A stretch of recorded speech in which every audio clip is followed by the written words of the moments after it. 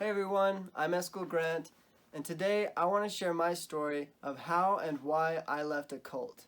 I was born into a polygamous cult known as the Kingston Group, some people know it as the Order, and there were many events in my life that led me to leave, but first I want to share a little bit about the cult itself.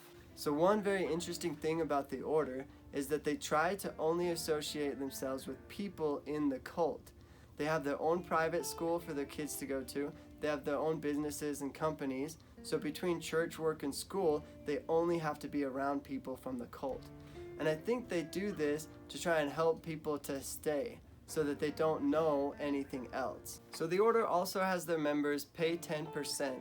But in addition to that, their members sign over all of their money, 100% of what they make, and they have to ask the church for permission to spend any of their money. And if the church doesn't approve of what they want to spend it on, they can deny them the access to that money. So it's a very controlled environment for sure. It's very common to get jobs at a very young age in the Order. I got my first job at 14 years old. And as soon as I started making money, my dad came to me and said, "You need to pay your 10% forms. You need to turn in your money to the Order and ask for permission anytime you want to use it." And I never had a very good relationship with my dad, so I kind of just did what he said. I felt like his love for me was conditional onto the way that I lived my life and the things that I did. And he would only love me if I did everything he asked me to. And so I remember just listening to him and doing everything that he asked because money didn't matter to me. I was striving for something far more important. I wanted to be loved and accepted. And so being a good Order kid was all that I wanted. So I really strived hard to do that very thing. That was a main focus of what I was striving for while I was in the Order. And I feel like that's exactly what they want us to do. They don't want us to question things. They want us to just do as they tell us to. I had been doing this for years in the Order, doing everything that they asked me to and just kind of surviving and getting along with their system. And then one day, everything changed. I woke up one morning and I heard shouting coming from my sister Amanda's room. And I ran over to her room and the door was closed and I could hear her and my dad just yelling at each other. And I creeped up and looked under that little crack underneath the door and I saw my dad hit her. And I had been beaten by my dad before. And I remember when it would happen to me, I would tell myself that it didn't matter, that I was strong, that I could handle it. It's not a big deal. And I would just ignore it and forget about it. But seeing it happen to my sister really broke my heart. And I just felt so helpless. And I even remember going to my mom's room, and on the way there, she had pushed me to the side and shoved right past me and went into my sister's room and alongside with my dad started yelling at her. And I just felt so broken. There was nothing I could do. And I hated feeling that way. I hated feeling like I had no control over my life and how everything was so dependent on my dad. They were in control of everything. And I wanted so bad for this to change. It wasn't long after that my sister Amanda ended up leaving. And my dad had come to me and told me to not ever talk with her again, that she has left us, that she hates us, that she's a bad person now. And me in my young, naive mind almost believed him. I was so afraid that he was right. But I always wanted her in my life. I knew that she was the kindest person I knew. And I couldn't just let her go like that. I really loved her. And I remember sneaking out one night, the first time I would be seeing her after she left. And I snuck out to go visit her, and I thought to myself, what if she hates me? What if she really is a bad person like my dad says? And I remember meeting up with her, and she gave me a hug. And we talked for hours about how she was doing. And she asked me how I was doing, and she really cared about what I was going through. And I remember in that moment realizing that we were the bad guys, not her.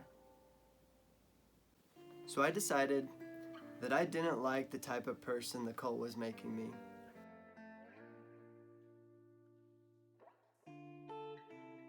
And so I told my dad, fully ready to take a beating or deal with whatever would come from it, that I didn't want to go to church that Sunday. He said, if you want to live in my house, under my roof, you will go to church. You will live by my rules. But luckily, he didn't beat me. He stormed out. The moment he was out of my room, I slammed the door closed and locked it. With my heart pounding, I grabbed my Bible and ran out my window as fast as I could. I was outside in the backyard when I heard pounding on my door, and I just jumped right over our neighbor's fence, ran across his yard, and hid by the balcony door. As I was sitting there with my heart pounding and adrenaline pumping through me, just scared out of my mind, I was squeezing my Bible tight against my chest, and I said a prayer, asking God to help me get through this. I asked him to please comfort me, and even though I was still on edge and just super nervous, I remember feeling a little tap on my shoulder, and I was so nervous I jumped a little and twisted and turned around and saw the 2 little dogs that our neighbor had. And I just sat there and I snuggled up with those dogs, and they really did comfort me. I saw that as an answer to my prayers. And I stayed there with them until I felt certain that my dad was gone. I was still scared to go home. I decided to walk around the neighborhood, and where I lived at the time in Utah, you could see church steeples just about any direction you looked at. And so I walked towards one of them. I decided that I was going to search for myself and strive to learn what was true. So I began my preparations to leave, and this was definitely tricky because in the order, it's not just bad to leave, it's bad to ask questions about leaving, it's bad to talk about leaving. I'm sure they even consider it bad to think about leaving. So I definitely had to be careful. So with my 6 months of preparation, I began just slowly putting away money into a box, because anytime you want to get money out of the order bank, you have to write little permission slips and ask to be able to take the money out. So I would simply just say that things were more expensive than they were, and I would put some of the money aside in a little shoebox. And this was so important to me because I knew that when I left, I would only be leaving with what I could fit into my car. And so putting money away in this shoebox was me preparing and just getting myself ready to be able to leave and make it on my own. So it started getting really close to my 18th birthday, and I noticed people started being really nice to me.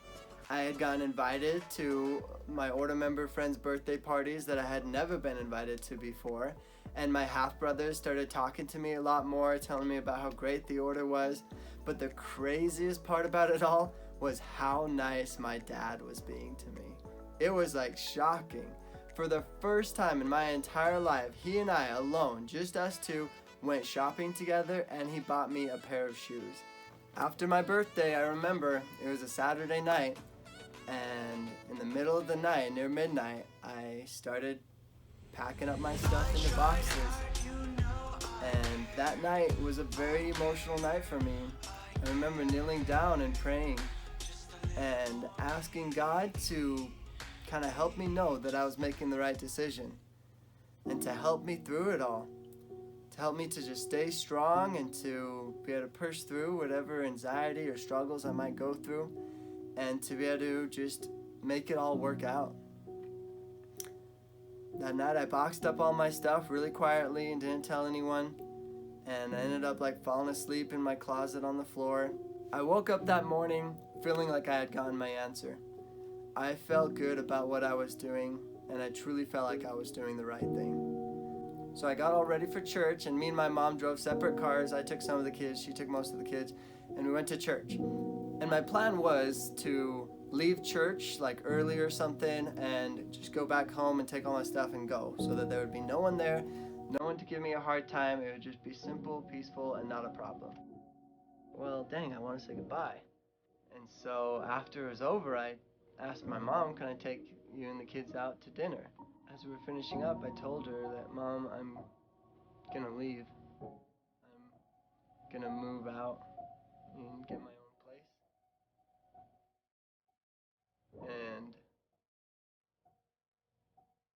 And started crying. This is the moment where like really reality set in, and she started crying. She kept on saying like that I might not be able to see them anymore. So I gave her a hug and gave all my siblings a hug. Told them all that I was gonna miss them, and in that moment I was so worried that it would be the last time seeing them, you know.